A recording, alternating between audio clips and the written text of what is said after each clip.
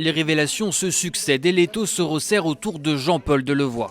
Une semaine de révélations au cours de laquelle la presse a dévoilé plusieurs fonctions que le haut-commissaire aux retraites aurait oublié de déclarer.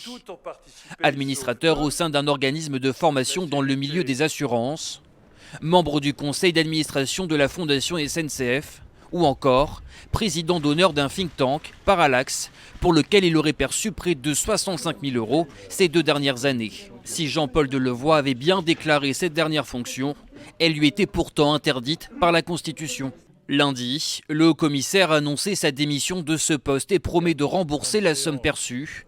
Mais les interrogations demeurent autour de ces cumuls d'activités. Quelle est la contrepartie? C'est important d'un point de vue pénal, parce que s'il n'y a pas de contrepartie, s'il n'y a pas de travail, c'est un emploi fictif. Si la contrepartie, c'est de faire du lobbying, on peut tomber dans le trafic d'influence. Donc aujourd'hui, on a un petit peu du mal à comprendre et évaluer les conflits internes de M. Delevoye. Des affaires qui viennent entraver le projet de réforme des retraites, même si pour l'heure, le mandat de Jean-Paul Delevoye n'est pas menacé.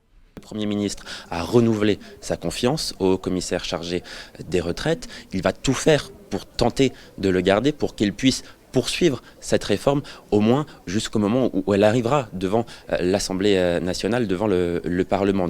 La Haute Autorité pour la transparence de la vie publique doit maintenant fournir davantage de détails sur la déclaration de Jean-Paul Delevoye à la demande du procureur de Paris.